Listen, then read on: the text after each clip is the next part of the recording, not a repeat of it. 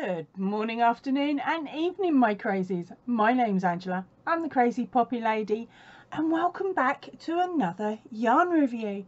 Today's yarn review is Lionbrand's Homespun in the colourway Stripes. Come on, let's go and see, one, how far it went, and two, what I think of it.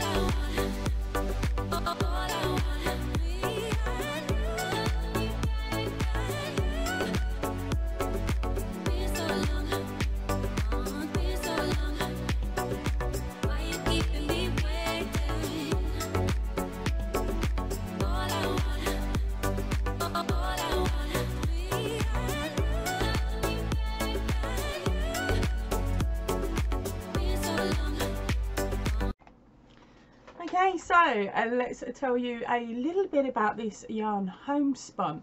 Now, it took me a little while to find the cake alternative, okay?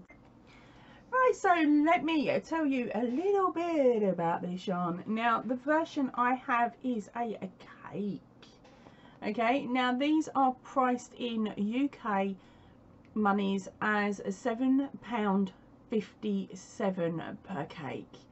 Now I'm doing a project today which is another which is a paid for pattern by another creator, so I can't really go into much detail about the pattern underneath as it's paid for, but I can give you a rough idea of how far one of these went. Okay, oh, let's move it back, you can see the edge of the table. Okay, and of course I will give you all of the other details. Right, okay, so let's turn this straight round. Now, weight wise, this is 6 ounces or 170 grams. In each cake there is 185 yards or 169 meters, and as you can see here, it's very crinkly. Now, it is a size 5 bulky. They're stating here that if you use a 6.5 millimeter crochet hook, 4x4 inch will be a 10 single crochet by 10 rows. If you're doing a knit, your 4x4 inch gauge will be 14 stitches by 20 rows, but that is on a 6 millimeter needle. The length yard I've already done.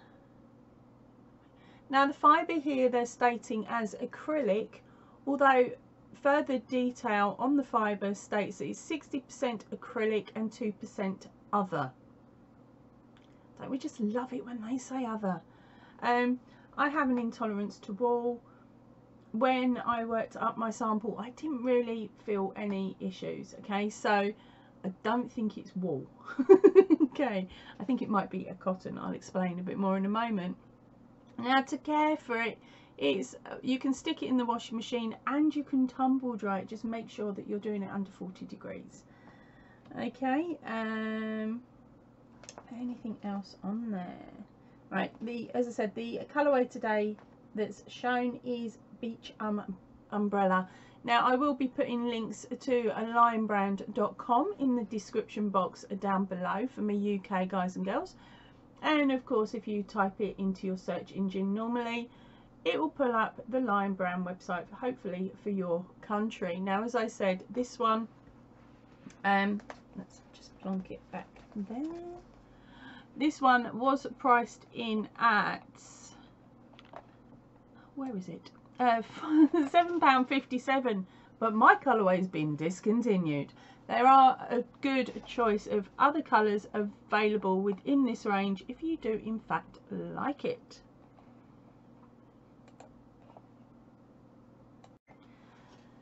Now the sample that I've got on the table behind me is actually the Suzette stitch. It's a really simple stitch to do, and I believe I have a tutorial on my in my playlist already, which is indicated in the I button up here. So of course I have done the stitch before, and I found it, luckily it's an easy stitch, because when working with this yarn it's not easy to see where you're going. I will show you what I mean now. Now, another tip, don't attempt to centre pull these cakes, just solely because the wibbly wobbly will get caught and you will end up with a massive yarn bath or yarn vomit or whatever you want to call it. Now, on the inside of the band is also a pattern, so it's a good idea to have a nose at the inside before you start, just on the off chance that of course there is a pattern for you to try out with the yarn that's been made for this particular type of yarn. Right, let's pull up this end. This is my end. That's the start end. Okay, so it's frayed as I've worked and just moved around, so you can clearly see here that there is a couple of strings, and then the fibre has been looped and is held together by a really thin thread, and that is how they've wrapped it to create the bobble effect that you see here. Okay, so leave yourself a decent edge to sew in, because of course that is going to fray. Right, back to the yarn. As I said, always don't bother centre pulling. I tried to find the centre pull on this, it took me forever, and in the end I just gave up. How they've done it is they've brought the outside and they've placed it into the middle so that you can see, so it's a case of gently pulling that up to find your end so that you can start working with it. Right, so let's do our sample. Yep, I'm pulling all them noises out. Right, okay, so pop a slip knot on your hook. I am gonna chain up 10, I suppose, 2, 3,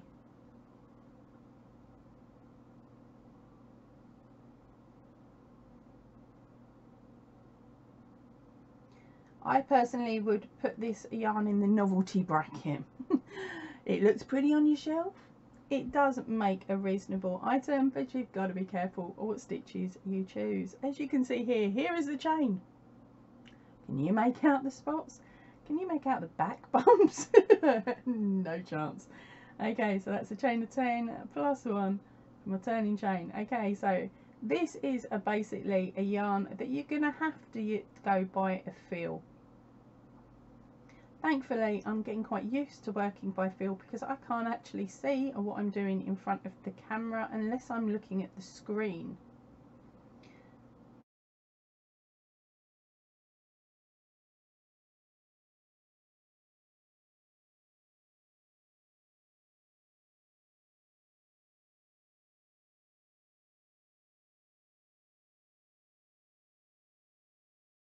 I'm not going to bother doing slip stitch rows or anything special with this yarn, because as you can see, you can't make out what the stitch is. Okay, is that the first? I think so. Right, chain 1, 10. Let's just whiz down another row.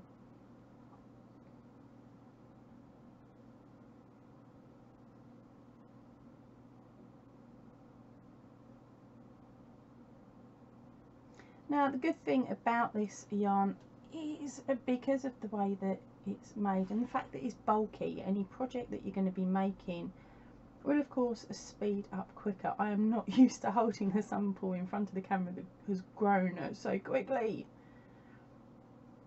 Right. And finding that very last stitch can be an absolute nightmare, and of course I haven't picked up both sections of it.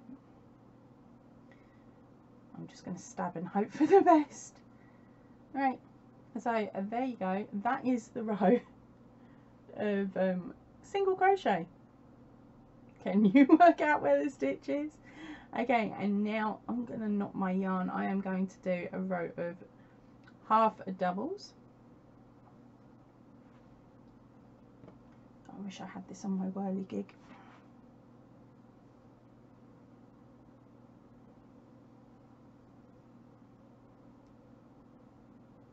And really with this yarn, don't pull tight, really don't, just let it glide and do its own thing. If you start putting any tension on it, if you have to undo it, it's going to be an absolute nightmare, because the wibbly wobbly bits will more than likely felt. But we'll find out in a minute how bad it is and whether I have to cut this section of yarn off of the cake before I carry on with the item I'm making in the background. I'm only going to do a 1 row of half doubles, and again I didn't find the end properly, but there we go. Can you make out the stitch? Okay, and now for a double crochets.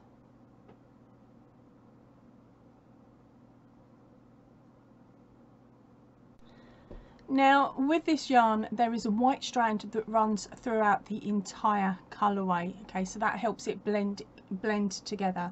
Now the colourway worked out to be green, then a blue, then a darker green, then a yellow, then a lighter green, then the blue. So that is how my sample worked today. Now whilst making it, I did also come across patches of other colours within the stripes. So as you can see on the background image, in that yellow section there is a clump of green just above my fingers, and I also had the same issue on the green when there was patches of blue, but overall it still blends in and you don't really notice it too much. Okay, we can see the double crochets a lot easier in this yarn than the other stitches, and it does give big chunky gaps, and that was just single crochets on their own, no chains in between. So if I was doing something with this yarn, I'd probably go down the route of double crochets, because at least then there is a tiniest bit of stitch definition. Right, I am not going to go any further in the sample today because I need as much of that ball as possible to finish this project. So are you ready for the rip back? Keep everything crossed, I'm going to need it. And I'm taking it slowly. So here's the double crochets. Okay, so they came out really nice and easy because of course they were kept loose. We're coming up to the chain.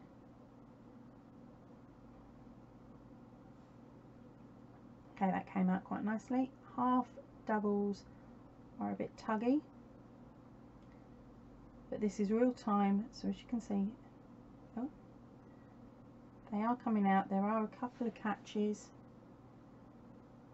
So I'm basically I'm turning my work as I go, so I'm pulling it the way that the yarn went, hopefully that way reducing any type of catching. Now we're on to the singles.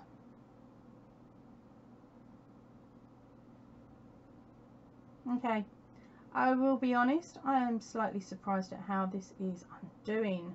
Right, chain. I'm not going to speed it, I'm going to take it slow. Aha, right, so there we go. It is more than likely down to the fact that I'm using the recommended hook for the yarn and I'm not pulling it tight, I am crocheting loose, that actually came out without any mega issues. I am very, very much shocked by that. I was expecting that to have to be cut. Right, so work-wise, working with it, it's not too bad. It is a case of choosing the right stitch for this wibbly wobbly yarn.